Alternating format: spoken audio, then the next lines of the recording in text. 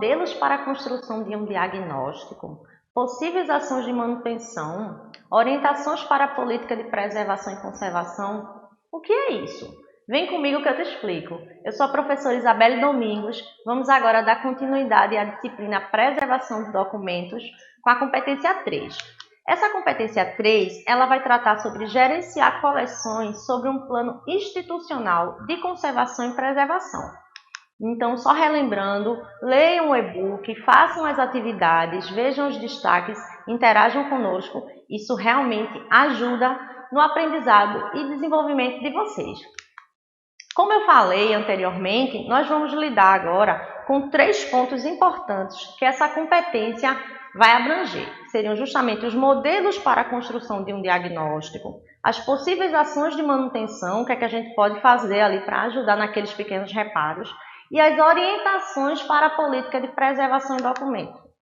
Como a gente viu anteriormente naquela competência 1, a inicial, é muito importante a construção de políticas institucionais, porque isso representa um passo importante para a organização e a padronização das práticas de conservação e restauração. Então, é muito importante que a gente construa essa política. A gente não pode agir sem ter tudo realmente, previamente, tudo registrado naquela diretriz, naquele documento. A biblioteconomia realmente precisa trabalhar de uma forma organizada. Então, cabe ao técnico em biblioteconomia auxiliar na construção dessas políticas institucionais. Então, a partir da aplicação desses conhecimentos que vocês vêm desenvolvendo durante todo o curso, a gente realmente vai utilizar essas ferramentas, colocar em prática junto com a equipe profissional, junto com o bibliotecário, nunca sozinho. Isso realmente precisa ficar bem claro na mente de vocês. Então, assim, embora a instituição ela funcione como unidade, é preciso que a gente entenda que existem diversos documentos de suportes diferentes. Então, cada um ele pode necessitar de uma atenção personalizada. Então, por exemplo, tem materiais informacionais que estão numa tela, no papel, na madeira. Cada material desse vai precisar de um tipo de procedimento específico. A gente não pode colocar, abrir mão, lançar mão de ferramentas uniformes para todos os tipos de materiais. Cada material vai utilizar uma específica e a gente precisa aprender sobre isso. Então, um exemplo, a regra de temperatura da coleção de obras raras, ela pode realmente ser diferente da temperatura da coleção circulante, que é aquela coleção que está ali rodando no dia a dia. A obra rara não, ela já fica mais separada, ela já fica num setor mais específico, dependendo da unidade, da organização daquela unidade informacional. Então, tudo isso precisa ser levado em conta. São várias variáveis, a iluminação, o ar-condicionado, tudo isso precisa ficar descrito naquela política, naquela diretriz, que a gente vai realmente aprender mais ou menos como se faz. Então, vamos pensar aqui num questionamento rapidinho. Para se construir qualquer política ou regra geral, não seria necessário a gente identificar previamente todas as questões que envolvem aquela realidade? A resposta é sim, não é verdade? A gente realmente precisa conhecer aquele acervo, a gente precisa saber tudo que aquele acervo ele interage, como é que ele lida com aqueles materiais informacionais, como é que ele é conservado, como ele é armazenado, o tratamento documental, tudo isso precisa realmente ficar bem direitinho descrito nessa política. Então, portanto, é realmente imprescindível que a gente conheça o acervo. A gente não pode criar uma política de preservação ou qualquer outro tipo de política, qualquer outra diretriz, sem conhecer o acervo que a gente vai trabalhar, o acervo que a gente vai lidar. Então, um instrumento muito útil para a gente conhecer essa estrutura da instituição, a estrutura dos documentos, seria o diagnóstico. E o que seria isso? O diagnóstico ele vai realmente diagnosticar todos os pontos importantes daquela unidade informacional, tudo que precisa ser levado em consideração na hora da gente intervir com ferramentas, com técnicas de conservação preventiva. Então, existem 2 tipos de diagnóstico. Nós temos o diagnóstico geral do acervo e o diagnóstico de preservação. Então, acompanhem comigo aqui no slide. O diagnóstico geral do acervo, ele vai avaliar a unidade no geral. Ele é um aspecto macro, né? Então ele vai ver a estrutura, a instalação elétrica, a instalação hidráulica, os recursos humanos, os materiais, Já o diagnóstico de preservação, ele vai avaliar as coleções ou mesmo os documentos por unidade. Então, a gente vai avaliar se existe inseto, fungos, rasgos, tipos de material, o tratamento recomendado. Tudo isso realmente precisa ficar descrito nesse diagnóstico e a partir desse diagnóstico a gente vai entender quais são as ações possíveis que a gente, como equipe multidisciplinar, vai poder, interferir de forma potencializando que aquele material ele não fique guardado ou que ele se degrade mais. Então, acompanha comigo aqui no slide o exemplo do diagnóstico geral. Então, a gente vê aí que realmente a gente precisa colocar o nome da instituição, o endereço, esses dados mais básicos. Vemos também aqui os dados a serem observados. Então, é importante a gente ver o entorno da instituição, a instalação física, aquelas condições ambientais, o tipo de acervo. Tudo isso a gente vai colocar nesse diagnóstico para que depois, posteriormente, a equipe que vai formar aquela diretriz, aquela norma, possa utilizar isso como embasamento para a criação dessa política de preservação. Acompanha comigo aqui o modelo do diagnóstico de preservação.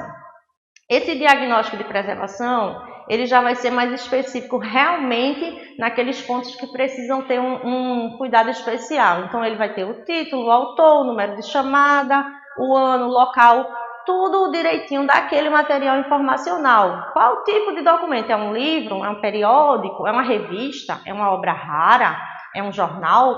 O que seria? Então, a gente também vai ver a questão da deteriorização da obra. O que é que está realmente prejudicando aquela obra? É fungo? É inseto? É um escurecimento? São manchas? Buracos? Tudo isso realmente precisa de um cuidado e uma análise, não é verdade?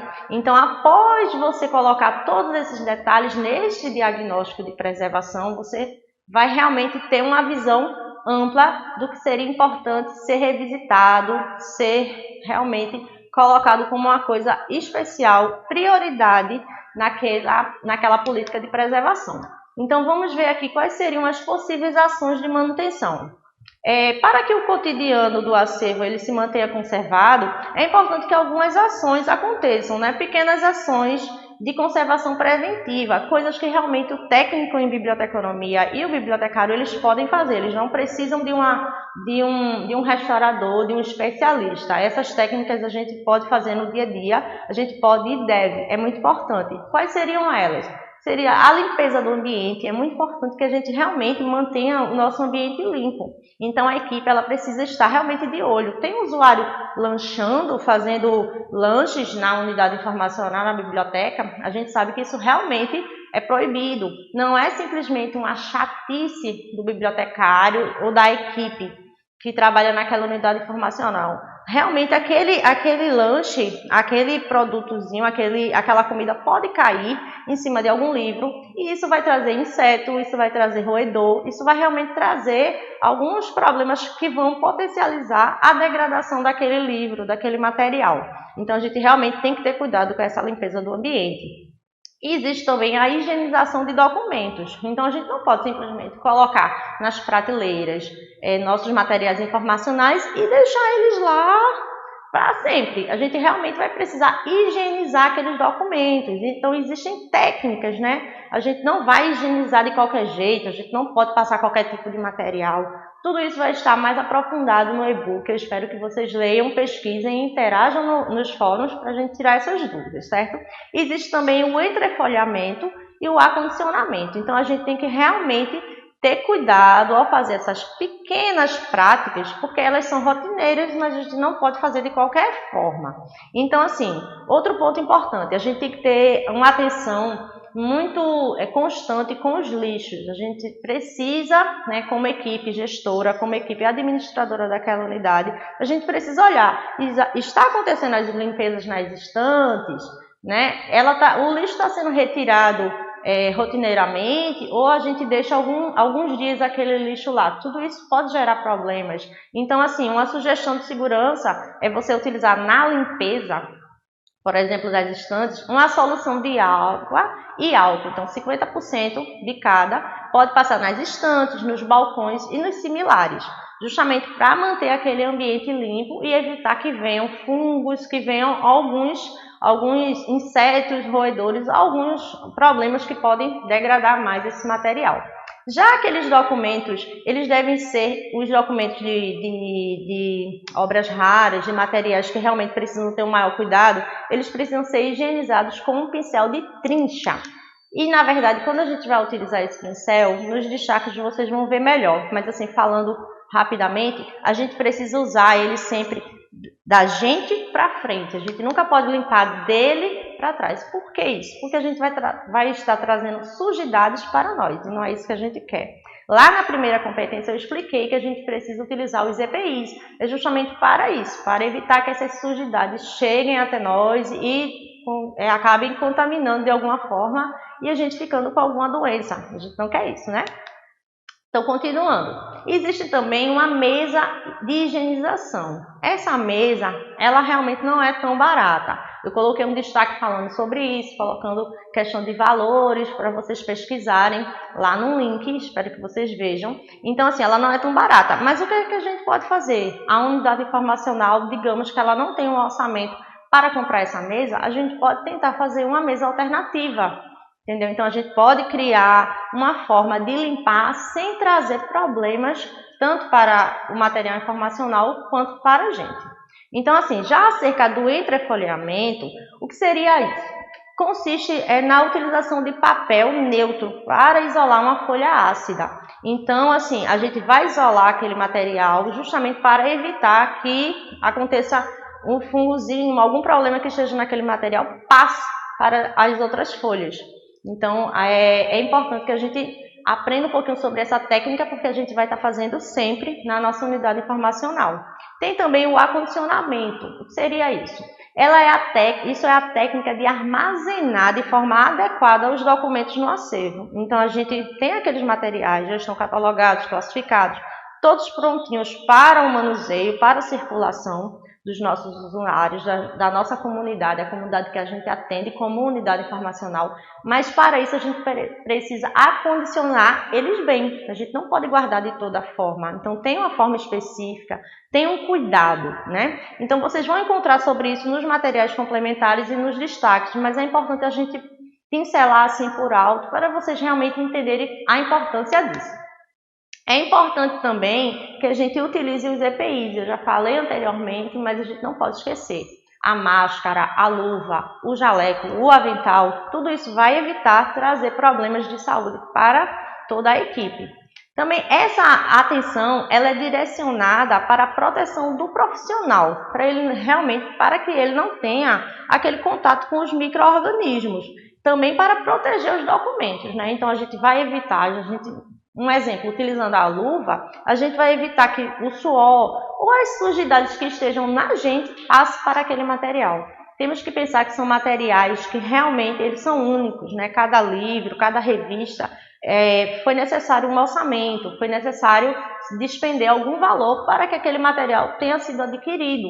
Então, a gente não pode simplesmente agir de forma aleatória e até irresponsável com esses materiais.